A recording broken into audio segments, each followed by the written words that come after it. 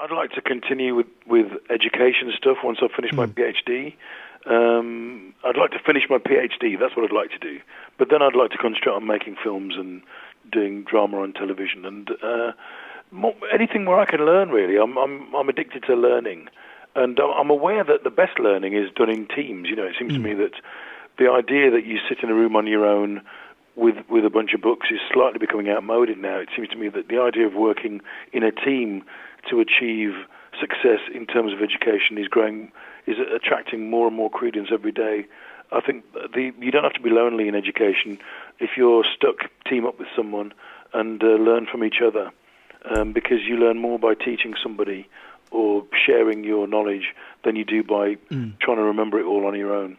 So I mean, I'm keen to sort of do documentaries and find out about stuff that I want to know about. So I'm interested in memory.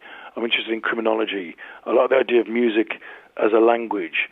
You know, how do people learn music? Why do people have an innate knowledge of music and some people don't? I'm fascinated by prodigies. You know, I've got loads and loads of things I want to explore, and until I finish my PhD, I can't explore them. So I'm trying to get on with it. So, talking about your PhD, what made you want to do a PhD and get to the stage of obviously writing such a huge thing that obviously is something you care about and are passionate about? But what made you want to do your PhD? Well, I was encouraged. I slightly, like everybody, you know, it's a big fault really, but I'm moved by encouragement and flattery. If anybody's nice to me, I'm nice back.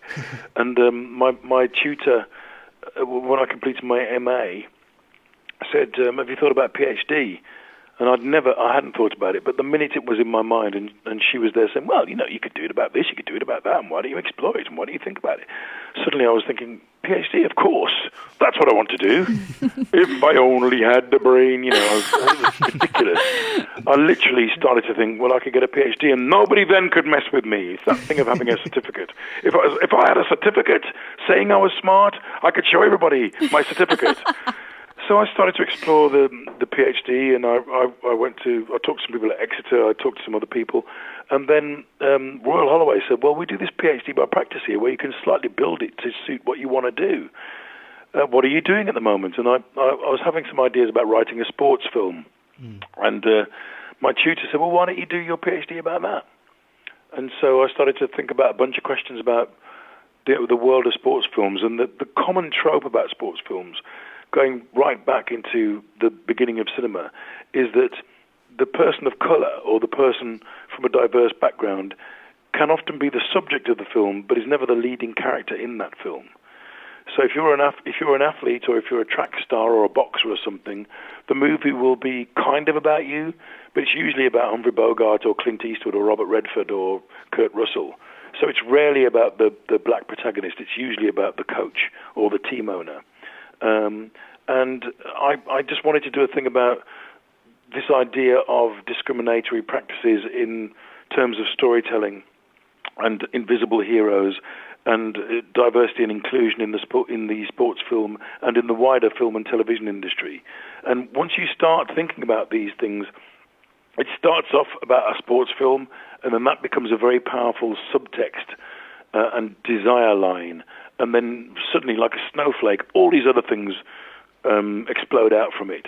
So I started off full-time, and then I had to go part-time because I've got a career and a life as well.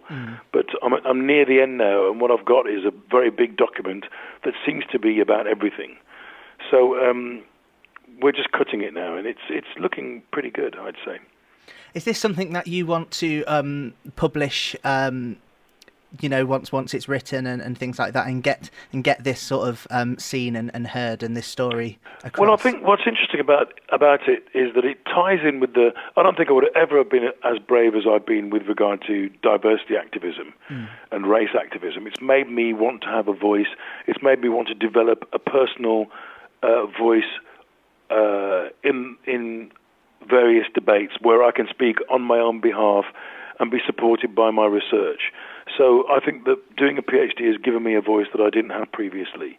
So it's already done something for me that I didn't anticipate. It's made me braver. It's given me a courage that I didn't have before.